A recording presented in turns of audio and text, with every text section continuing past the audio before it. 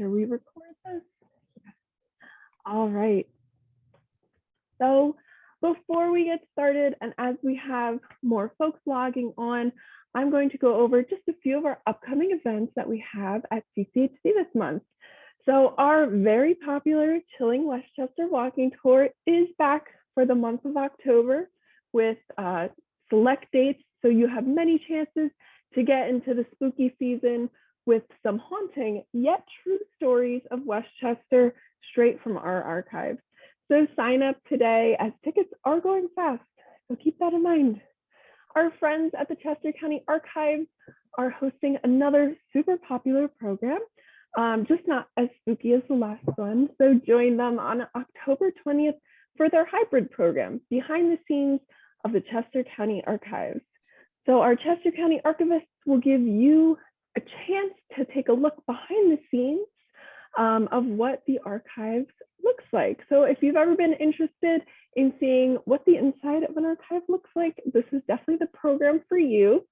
It is a hybrid event, so you can join either online or you can go in person to the Chester County Government Services Center on Westtown Road. Once the program concludes, all the in-person attendees will be invited into the archives to take a little peek. So lastly, we will be rounding out the month with our 4th annual Halloween ball themed Le Cirque. So be sure to join a memorable night of fun, celebration of friendship and nostalgia. So fine fare will be brought to us by Spence Cafe. There's going to be live music, skilled circus performers, a fabulous silent auction, and the opportunity to raise your paddle in support of the Chester County History Center. And that will be on Saturday, October 29th at 6:30. Costumes are encouraged, but not required. Alrighty, so we have quite a few folks with us now, so we will get right to it. A few things about tonight's webinar is that it will be recorded and sent out within 24 to 48 hours to those who signed up. So if you missed anything, there's always a chance to view it a little bit later, and there will be some time at the end for questions, so please feel free to put those in the chat. Alrighty, so our speaker tonight is Tony Aiello. He is the Associate Director of Conservation, Plant Breeding, and Collections at Longwood Gardens, where he participates in tree conservation, plant exploration and evaluation, and the collections department. He previously served 22 years as the Gayle E. Maloney Director of Horticulture and Curator at the Morris Arboretum of the University of Pennsylvania, where he managed the Arboretum's historic gardens and living collections. So without further ado, I will turn things over to Tony. Great, thanks, Lindsay. So thanks everybody for coming, and just bear with me for 1 second while I share my screen and get this up and running. So, okay, great. What I want to do tonight is talk a little bit about Humphry Marshall, but really use Marshall as a launching point for talking about some other prominent horticulturists in the Delaware Valley in the 19th century. So we'll talk a little bit about Chester County, but also dive into Delaware County and even into Philadelphia as well. And so this is not meant to be a comprehensive history of Delaware Valley horticulture. It's really meant to highlight some of the more prominent nurserymen and gardens in the area during this time period. So this chart was graciously provided by Chris Lang, who's been very involved in these Humphry Marshall celebrations. I won't go into this in much detail, but you can kind of see from this sort of the rich horticultural history in. This is really in Chester County. I'll talk about a few of the people on this chart, and but as I said, delve into a few other people a little further afield. So hopefully many of you saw Joel Fry's talk a few weeks ago about the relationship between Marshall and John Bartram and William Bartram. Humphry Marshall and John Bartram were first cousins. Marshall was 20 some years younger, but really it's hard to talk about horticulture in the 19th century at all without talking about the antecedents coming from Bartram's garden. And so there's this strong link and strong influence that's coming out of Philadelphia and out of Bartram's garden. Oh, my screen just froze for some reason. Oh, there we go. Okay. And this is a widely known and widely seen contemporary drawing of Bartram's garden. So moving on to Marshall, and I know there's been a couple of talks, so I'm just going to give a couple of highlights of Humphry Marshall tonight, and talk a little bit about his seminal work, the Arbustrum Americanum, which really was a pretty remarkable work to come out of a rural place in Chester County in 1785. And to think about, this is right after the end of the Revolution, it's pretty remarkable to think that he was able to compile this work and have it published at that time. And it really is the first comprehensive look at trees and shrubs in North America, in the Eastern United States. And here it is. Here's the title page of it, which goes on to talk about all the details of what he was hoping to accomplish in this. And I just want to call out a couple of the plants that are he describes in here. So this is a typical page from Marshall's book. You can see the lower entry on Aesculus, or the horse chestnuts. There's a detailed description of the flowers, and so it's really curious to me that he was observing these I'm assuming or imagining he was observing these firsthand and giving these very detailed descriptions, botanical descriptions, and then he goes into more discursive sections about the trees. And the upper entry here is on Acer saccharum, the sugar maple, and we'll come back to this in a minute. But I like this one sentence where he says, the back inhabitants make a pretty good sugar and in considerable quantity on the sap of this and silver-leaved maple. Okay, so another entry, the very famous plant associated with Bartram is, of course, Franklinia alatamaha, or the Franklin tree.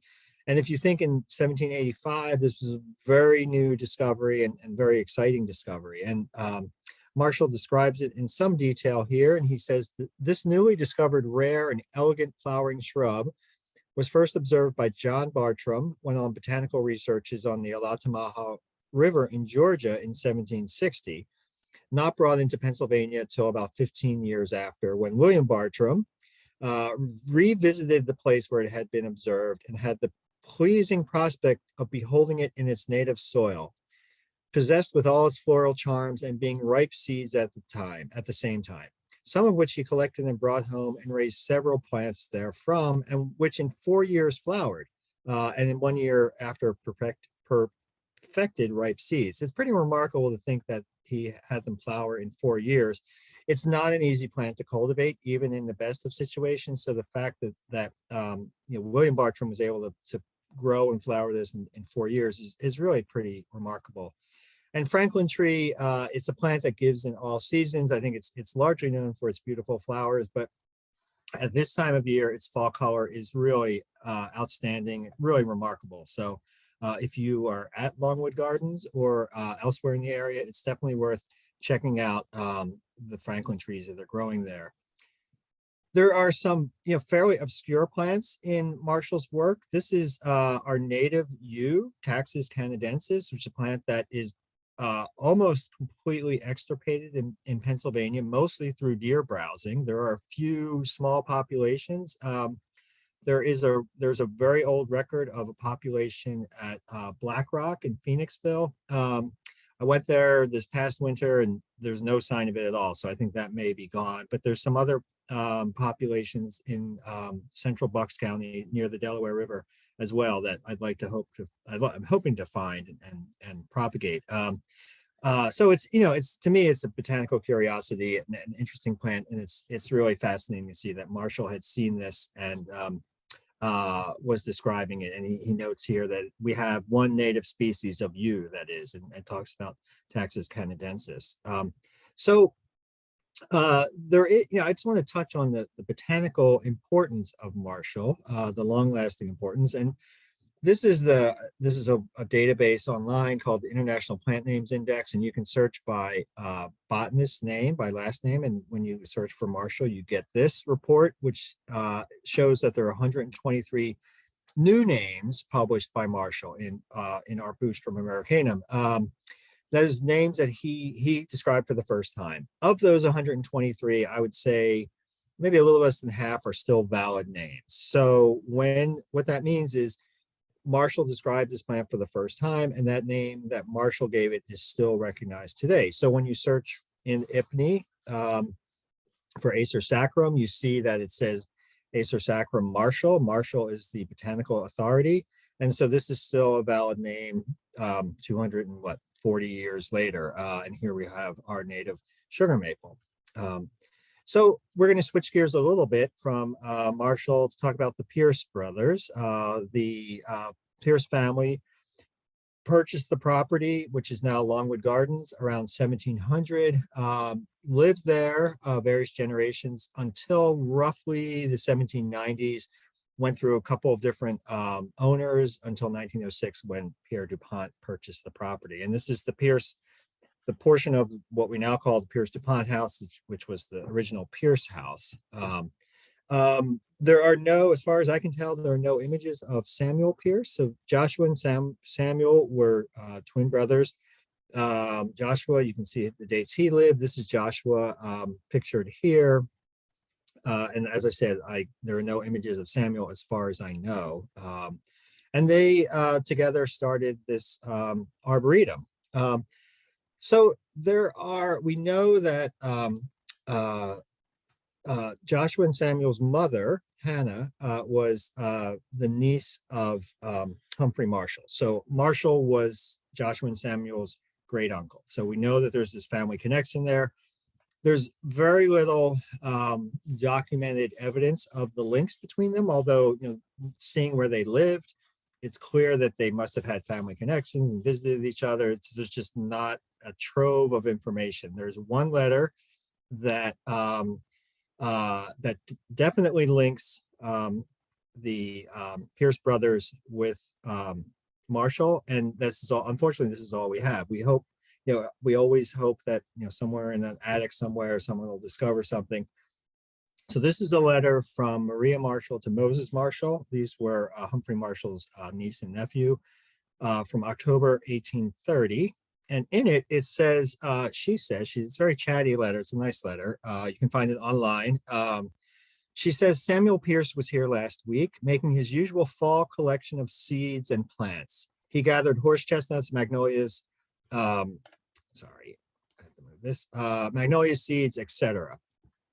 Then she goes on to say that, and this is something that Joel Fry mentioned a couple of weeks ago, that both at Bartram's and at Marshall's, we see them now, we think of them as gardens of trees, but there were many, many different plants there. So in this letter, Maria goes on to say that, here she says, the greenhouse plants are out yet, meaning they're still outside.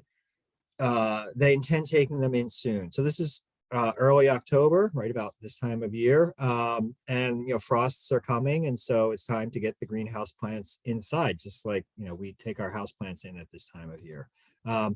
So starting around 1800-ish, Samuel and Joshua started collecting rare and unusual trees and planting a very orderly arboretum. And this is what we now call Pierce's Park at Longwood Gardens. And it stretches from the Pierce DuPont house down this lawn, which is still this long lawn, to which there's now a fountain at the end of this this alley of trees. And started developing this collection of trees and other plants, and it became a very well-known local and nationally recognized arboretum. As I know, this is impossible to read, but in 1850, there was an article in the Horticulturist, which is a journal of rural art and rural taste, in which a visitor there's a lot of detail in here.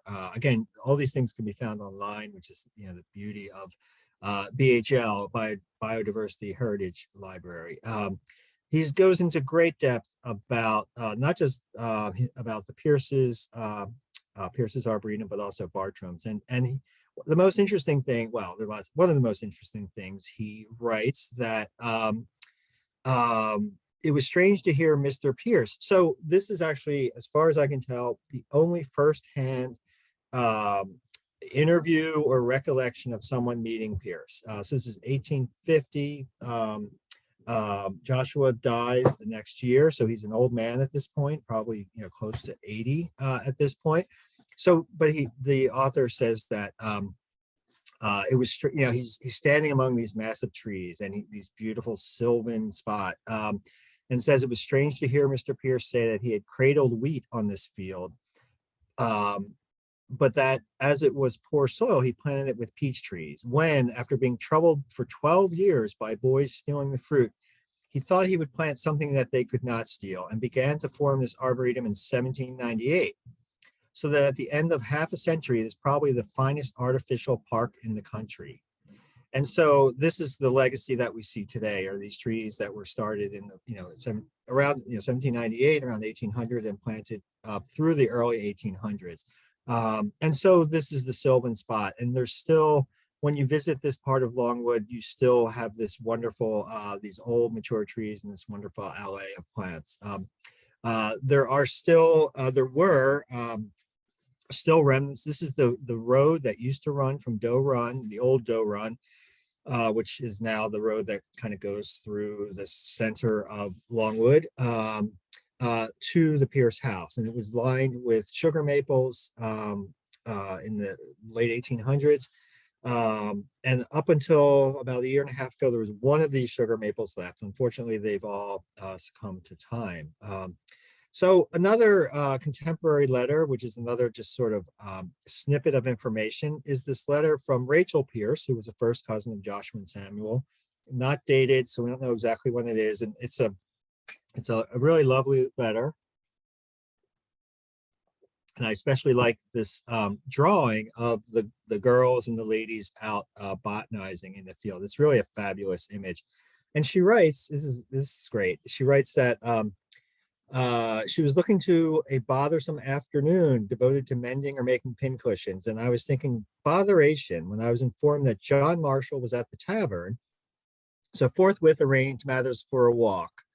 I put those who did not interest themselves about flowers in charge of one of the largest girls and bid the rest to put on their botanical boots and get ready to trudge to Che Meadow, where John hoped to find some fragrant corydalus. He thinks there are many plants there that are rare in Chester County. So it's a fascinating little snippet into, being bored with mending and doing the chores, and then all of a sudden your cousin is at the tavern, and off you go. So I would love to know if anyone knows which tavern they're talking about, for one, but also where Che Meadow is. I couldn't find anything about Che Meadow, so it'd be interesting to know what she's referring to. So another interesting glimpse at the Pierce collection is in the Darlington Herbarium at Westchester University, and these images are digitized and can be searched and found online, which makes life very easy. This is a herbarium specimen from 1825. It's Magnolia obovata, which is an Asian species, so that's interesting. And you can barely make out here. It says May 14th, 1828, Samuel Pierce. So this is a collection from the Pierce Arboretum.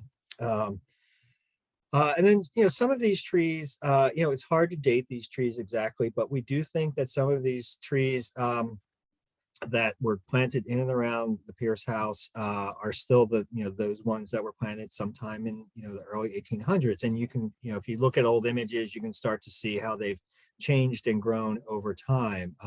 Some of these are really remarkable. This is a yellow flowered magnolia. That's a cultivar, a variety called Pierce's Park. Unfortunately, this tree fell over right at the beginning of the or before the pandemic. A couple of years ago, this tree fell over. It, just from root rot, and but fortunately had been propagated, and so there are young plants of this tree in the LA. Other trees, hopefully, I know trees don't live forever, but really seem to be going on. This is a ginkgo herbarium specimen. The old name for ginkgo was Salisburia. also known as ginkgo biloba. And here you can see Hort Pierce, Samuel Pierce Garden. So it's really fascinating glimpse into what was there. And as I said, we have three very old ginkgos in Pierce's Park, and one of these likely is the plant from which that herbarium specimen was made.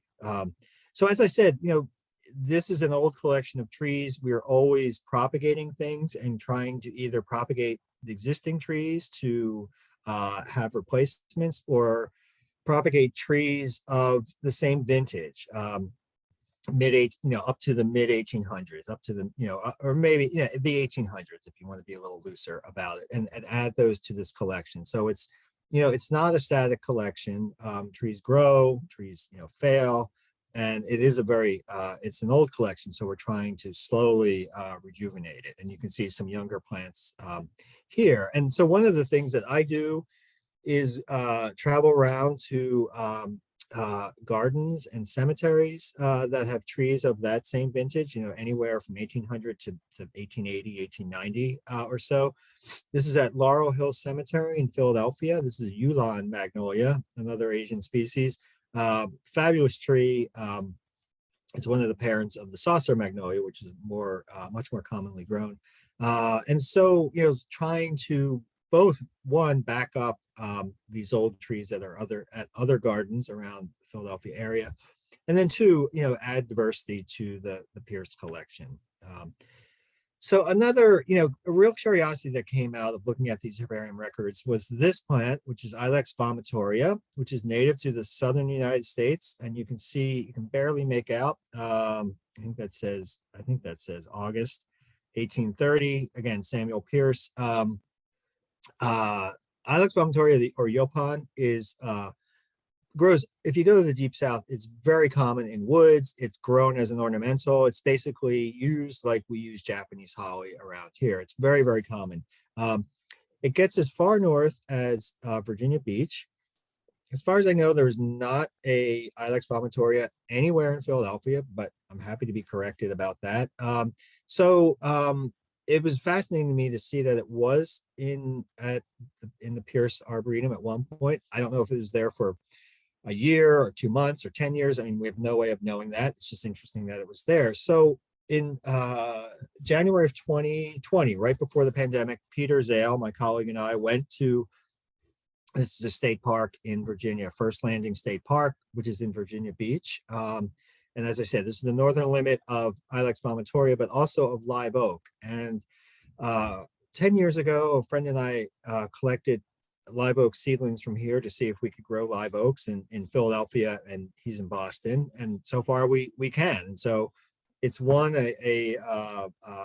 of that is provenance, getting the northernmost populations, and part of that obviously is climate change as well.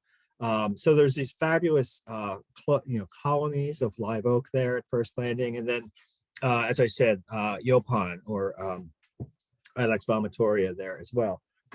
So, excuse me, we collected both seeds and a couple of divisions. We've got lots of seedlings growing in our greenhouses, and there are two very small plants that have made it through one winter in Pierce's Park. So we're hopeful that we can grow this plant again at Longwood Gardens and in Philadelphia. So, okay, moving a little bit north, I'm going to talk about the Hoops Brothers and Thomas Nursery and Josiah Hoops in Westchester, famous horticulturist from the 19th century, from early. Josiah was born in 1832 and lived until 1904. So basically saw significant changes in horticulture and in industry in this part of the world.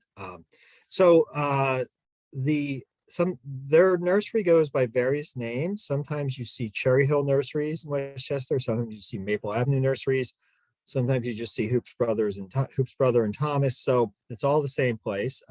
They published lots of catalogs from 1860s, 70s up until the early 1900s. So you can use these to trace the introduction of various plants and the popularity of various plants over time. So it's really a fascinating way to look at what was in currency in horticulture regionally. So the location of the Hoops Brothers Nursery, I tried to do this.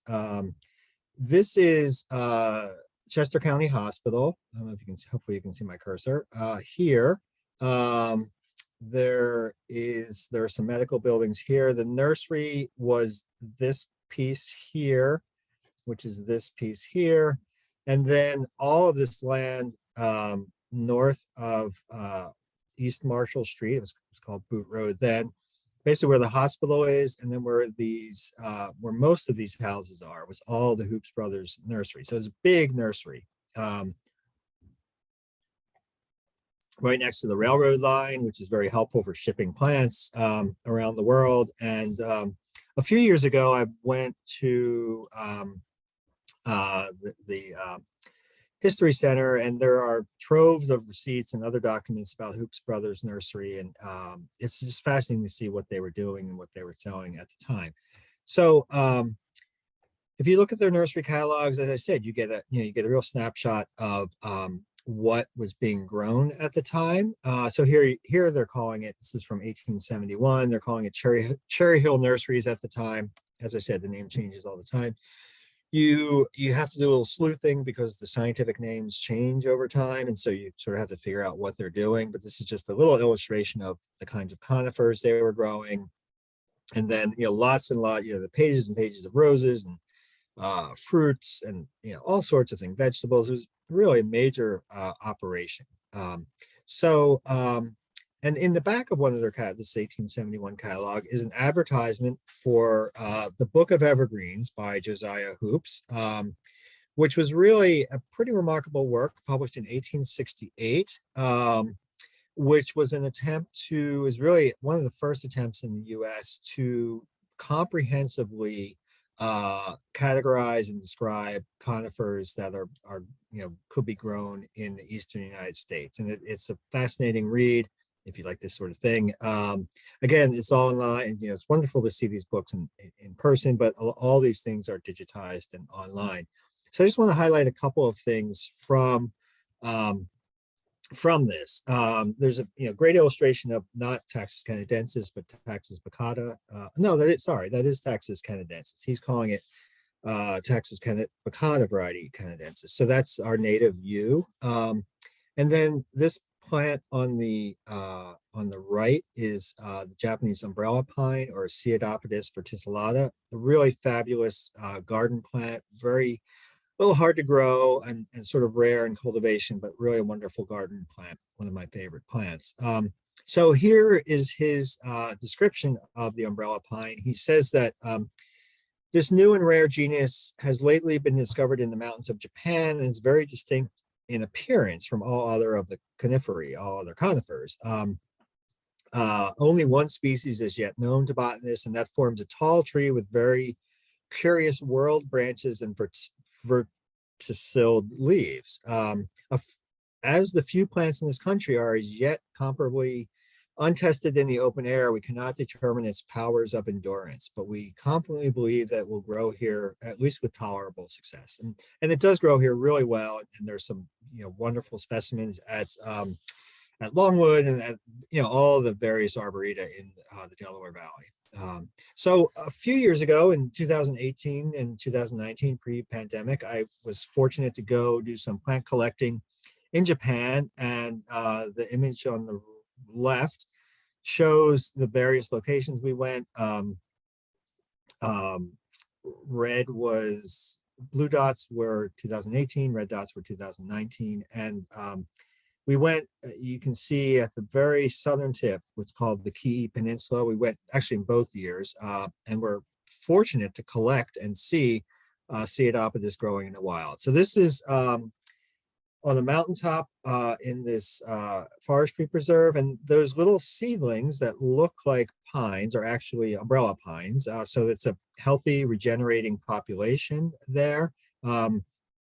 First year we visited this site, it was torrential rain and not very successful, and we were drenched that day. The second year was dry and clear and beautiful.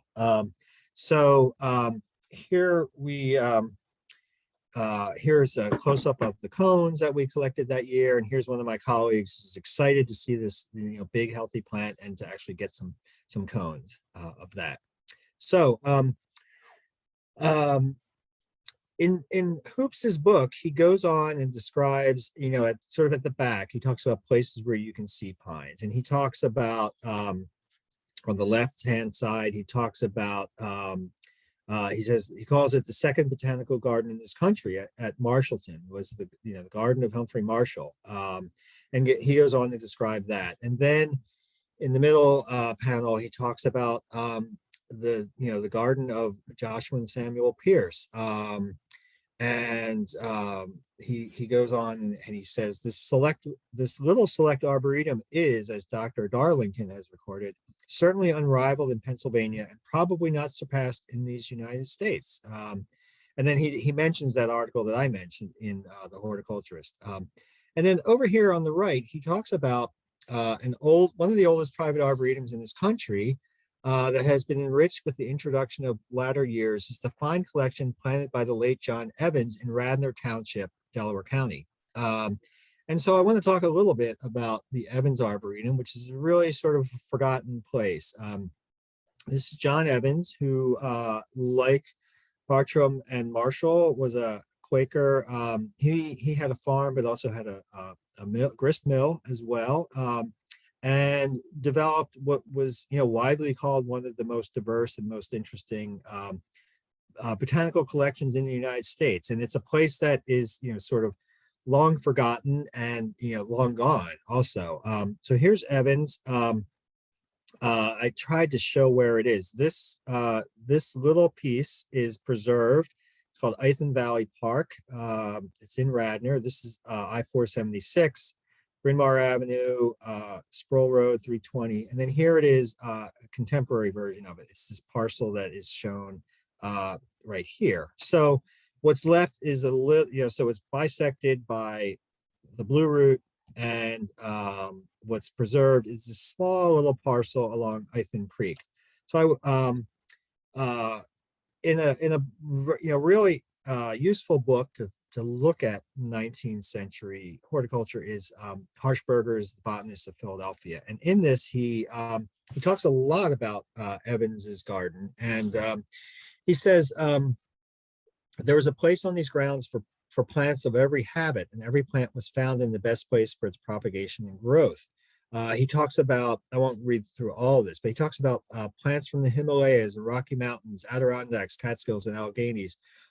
Evans was communicating with Hooker, Benjamin Hooker, who was the director of Kew Gardens in England, and receiving seed from the Himalayas of rhododendrons that Hooker had collected. So there was really interesting things. And on the right-hand side, he talks about the sand garden of Evans, and clustered within it a great number of species from New Jersey, and many strangers from similar soil and more remote regions. So it sounds like a fascinating place.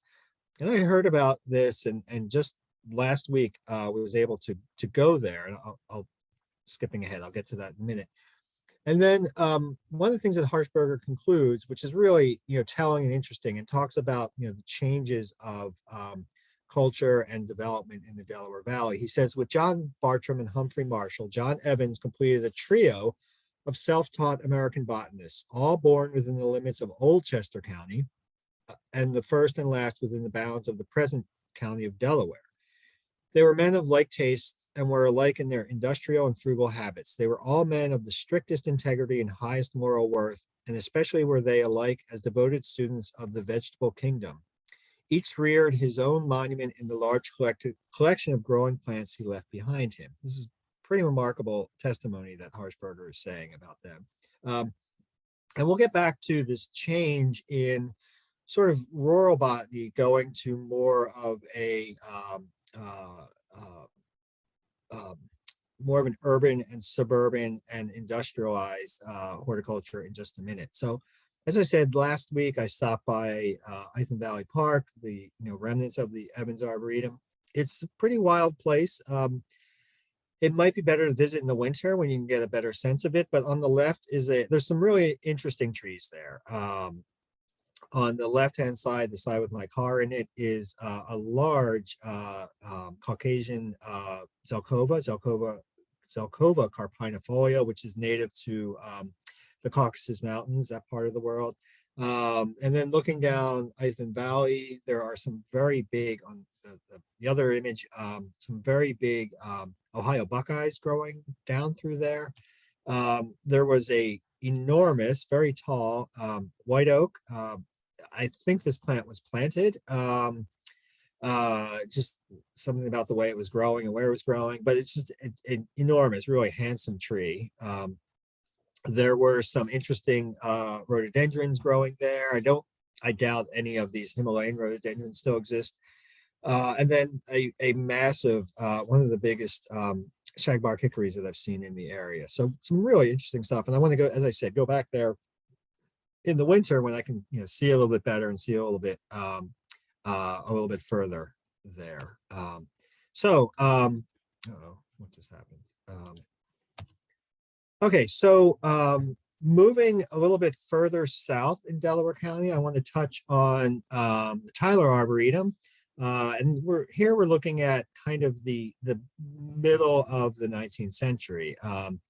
And so the Tyler Arboretum was started by the Painter brothers, Jacob and Minshall Painter, shown here, who had, again, were Quaker farmers who had, had extensive farms in sort of outside media, and in their spare time, in their sort of their pursuits, were looking at natural history, not just plants, but all sorts of natural history. But the Arboretum is one of their legacies. And when you go to Tyler today, sort of coming down from the barn and from Latchford Hall, there's a collection of painter trees, many of which date to the mid 1800s, and are just really remarkable to see these old specimens growing there. So there's a fabulous document. There's a master's thesis that was done by Elizabeth Appleby in the early 90s, mid 90s, that goes into great detail about Evans Arboretum, other sort of the context of Arboreta in the mid 1800s, and then has, incredible information about Tyler Arboretum. So again, online, it's a really great document to look at. And there are these incredible plant lists at the back of her thesis. It's a pretty remarkable work for a master's degree. And what I found, I've looked at this a lot, and I was just looking at this recently and putting this talk together. And what I found really interesting, which I hadn't noticed before, is the connections between the Painter brothers and all the other horticulturists in the area. So if you look down at this list, it has the date. The second number is a location number, but on the far right is where they got the plant from. So you see Marshall, you see Carr. Carr was William Carr, who purchased Bartram's garden from the Bartram. No, I'm sorry. Not I'm getting confused there. William Bartram's niece. That was her married name, Colonel Carr and Deborah Carr. So that's Bartram's garden. Sorry about that. You see Evans, Evans Arboretum, the Hoops brothers, and on and on. So it's really kind of a who's who of who was doing horticulture in the mid 1800s, in this exchange of plants. And I love the Tyler Arboretum. It's the place I grew up, maybe 10 miles from there, and it's as a boy would go there with my father, and it's a place where I learned the word arboretum. So it has a really special place in my heart. And the Tyler, it has the Painter collection, and it has plants that John Wister developed in the mid sort of 1940s and 50s, once it became a public arboretum, and they continue to grow and really flourish. It's again another horticultural jewel in our area. Okay, so I want to wrap up by talking about Thomas Meighen and really shifting from what was this kind of local, Quakers who had these family farms and who became interested in horticulture, to a man named Thomas Meighen, who was born in England in 1826. Meehan worked at Kew as a student and got his horticultural training there, his diploma there as a young man. By the age of about 22, I think he had finished his diploma at Kew and moved to the United States in 1848. So he was 22 years old, moved to the United States. His first job was with Robert Wiest in Southwest Philadelphia, who was a big nurseryman and florist. After about a year, he went to work at Bartram's Garden, and in 1849-ish. So at that point, the Carrs, so the Bartram family, sold it to William Eastwick, who was interested in preserving it and built a huge Victorian house there, which is no longer there. So Meehan went to work. It was right at the transition. Went to work for Eastwick, and this is a very old, grainy photograph of what was called the packing shed at Bartram's Garden, and this is the place where John and William would pack plants to be shipped around the world. And around this time, right around the time that Meehan started working at Bartram's Garden for Eastwick, he started writing a book on trees of the eastern United States. And he was living nearby, but he set up a cot in this little shed, and so he could be close to the trees and he could concentrate on his work. Shortly, he published that in 1853, the Handbook of American Trees, which has lots of details about trees in the area, and talks about going to see the trees at the Pierces and all these other locations. Shortly after that, in the 1850s, he starts a nursery in Germantown, which is close to Germantown, Philadelphia, close to where I live. And it quickly becomes one of the largest and most important nurseries in the eastern United States. He's growing all sorts of interesting, unusual plants. Some of the first plants of their kind coming in from Asia, at least in Philadelphia, are coming in through Meehan's nursery. And it doesn't look like this today. This is a shot of the nursery from the 1890s. And Meehan was, not only did he publish his handbook, but he was a prolific writer, and he published 2 journals throughout his life. One was the Gardener's Monthly, and the other was Meehan's Monthly. The Gardener's Monthly was from I want to say around late 1850s through about 1880s. And then after that, he started publishing Meehan's Monthly from 1891 till when he died in 1901. And these are all online. You can browse through them, and they came out pretty regularly, and particularly they're very conversational. And when you look at them, there's lots of letters to the editor, lots of letters replying to letters to the editor, and they're very newsy and chatty. And it's, you think we're so used to getting information so quickly now that these were a way that people just conversed and shared news. Meehan's Monthly is wonderfully illustrated. Unfortunately, all the versions online are scanned in black and white, but there are these fabulous illustrations in Meehan's Monthly. And just a little shameless plug, if you want to know more about Meehan, I did write about him in Arnoldia, the Journal of the Arnold Arboretum, last year. So these images are taken from that article. So Meehan was very involved in the Centennial Exposition in Philadelphia. He donated lots of plants, basically created a small arboretum. This was the Horticulture Hall at the Centennial. This is the long gone building. It did not hold up very well over time, and by the 1950s, so what's that, 80 years later, it was in pretty terrible condition, and the famous Hurricane Hazel in 1956 pretty much did it in, and it was demolished. But there are a few plants here and there in Fairmount Park near the current Horticulture Hall that probably date to the Centennial. It's a little hard to say, but probably.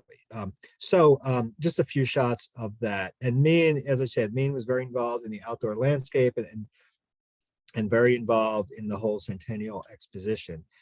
By the time later in his life, by the 1880s and 1890s, he became very interested in public education, bettering public education, public parks. He eventually was on Philadelphia, what was then Philadelphia City Council, and very involved in developing public schools for underprivileged students, both immigrants and African Americans.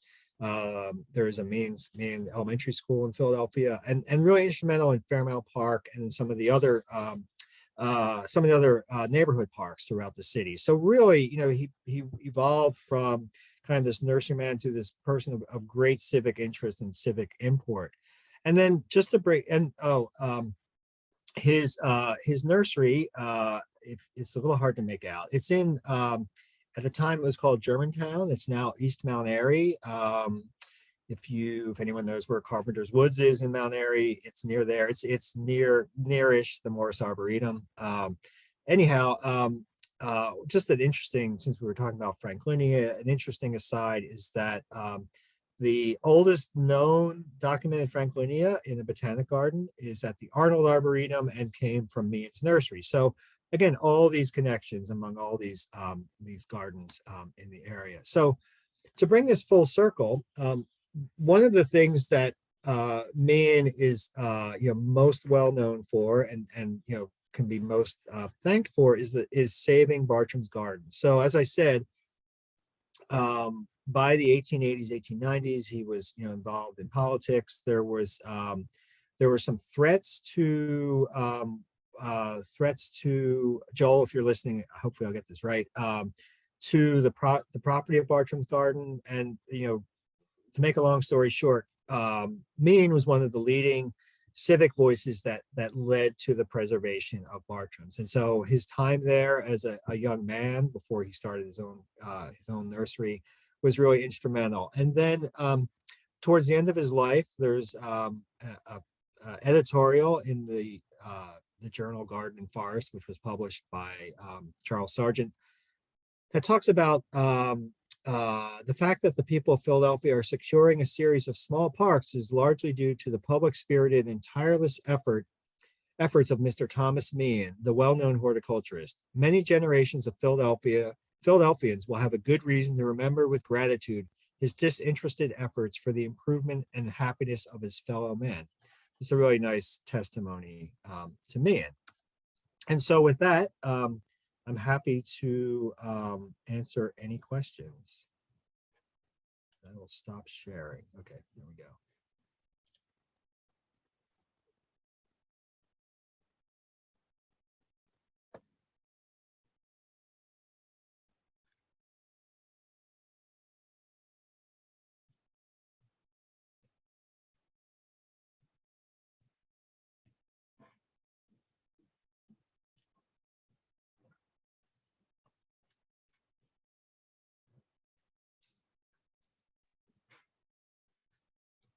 All righty. If you have any questions, please make sure to pop them in the chat.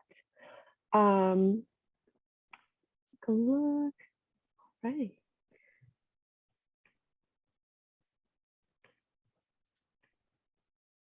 Well, I see that someone commented about Ithan Valley Park, so I definitely need to go back there because it's an interesting place, and I could see in the fall and I mean it was a nice place, and I'd like to explore it further. I didn't have much time to poke around there.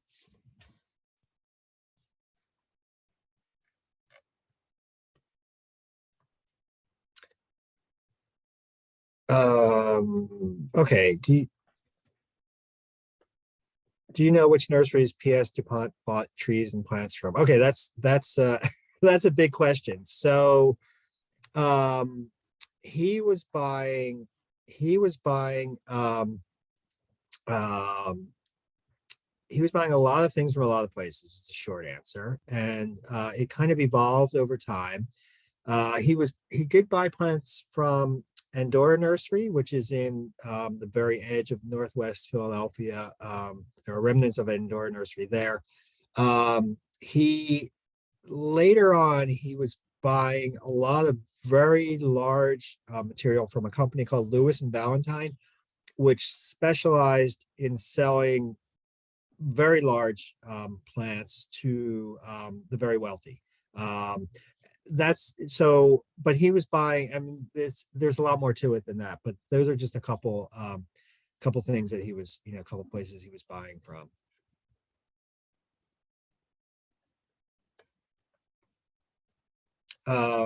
Elizabeth, this question, Elizabeth Adams, Elizabeth Appleby, the thesis on, assuming this is the thesis on Tyler and Evans Arboreta.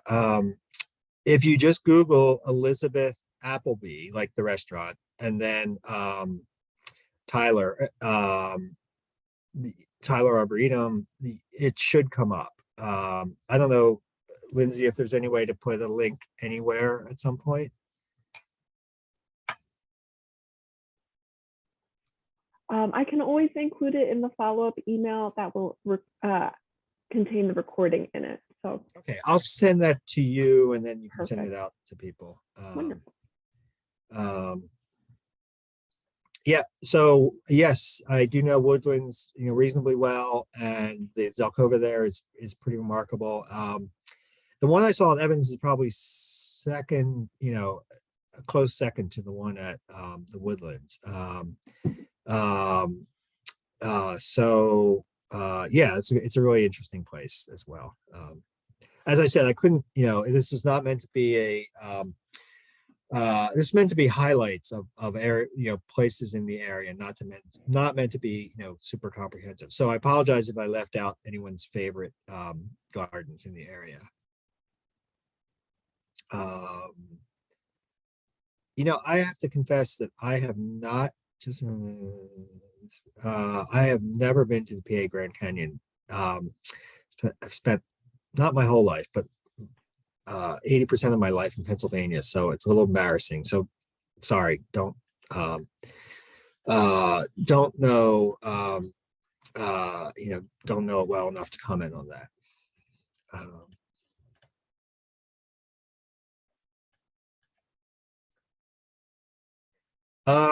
Are there any parks or gardens in Philadelphia named after Thomas Meehan? I don't think so. I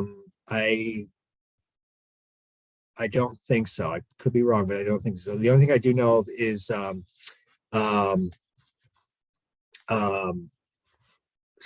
well, me and the elementary school, and where his nursery was. There used to be one of the streets where his nursery was there was a row of tuna trees, which are unfortunately gone. So there really are no remnants. His brother's house is there in that neighborhood, and was it's a small little, mid 1800s farmhouse, and that's recently been preserved, nominated for historic designation. I see that someone posted that the Appleby thesis. Are there any remnants of Hoops Brothers and Thomas? Oh, yeah, it's a good question. I meant to comment on that. Last time I was there, there were a few trees that I could maybe convince myself were part of the nursery. But it's been a few years since I've been there. There was a row of, it's just on Maple Avenue, and there's a row of something between, and I can't remember whether it was between sort of one medical building and another medical office building. I think it's been a few years. And there was a row of something that was sort of unusual, and there's no and they were old, and there's no reason why anyone would plant a row of trees like that there. I thought that might have been a remnant, and there were maybe a couple, and my memory's a little vague. I need to go back there. There were maybe a couple of old beech trees there, but I'm not sure. Is the real answer. Okay. Let's see. I don't know the ginkgo in Bowie, but I'd love to see a photo of that. That would be great. How's plant exploration different from what it was in Bartram's time? So, let's see. Well, transportation is obviously a lot easier. I think, life's just, I am amazed at how intrepid some of the, early botanists in the United States and in Asia were, and sort of how long it would take to get places, and how, how long it would take to get there, how long it would take to get around once you were there, and, what kind of lodgings you had, what kind of food you had, and all those things. So, in some ways, I feel it's pretty cushy compared to that. We can fly to China or wherever, and or Japan, and be there in a day, and get around easily, and get places within a couple of days, and so I think that's probably the biggest difference. And I think the other thing is that there is a much greater awareness of one, the endangered species, and the limits on collecting plants that are extremely rare and threatened, and then all sort of the flip side are things that are potentially invasive. And so I think there's much more consciousness of those sorts of things as well, and just kind of in a nutshell. Blah, blah, blah. Check out. Okay, that's good about native plants. Who planted the weeping beech near Hoop's nursery? Oh, you mean the big one that's kind of in that industrial? I'm asking this question to someone who can't answer back. But if it's the one I'm thinking of, it's on Fern Hill Road, just off of Fern Hill Road, I'm assuming. So I don't want to say, because I might have the story wrong, but there was recently a blog post at the Longwood Gardens blog about that tree. And if you just, oh, look at that. There you go. So that'll answer your question better than I can. And so that property, read the article, because it went in and out of the hands of Pierre DuPont at one point to preserve that tree. And Christina Aguilar, who wrote it, does a really great job with it. So it's an interesting tree, and it's a good article. So does that look like, that looks like it might be it? Yeah. All righty. I will make sure to include that link as well, about the weeping beech. But awesome, beautiful image. I was so happy that you showed an image of William Darlington's herbarium. I've been trying to get down to Westchester to take a look at it, so I'm super happy. Yeah, it's nice to see them online. Yeah. Yes. So it was interesting to see how many horticulturalists were in this region, how they intertwined a bit, and their impact. So it was fantastic. Just a reminder to everyone, keep an eye out for an email with the recording and those two links within the next day or two. A big thank you to you, Tony, and everyone else for joining us tonight. I hope everyone has a wonderful evening. Thank you Thanks, so everybody. much. Thanks for coming. Bye.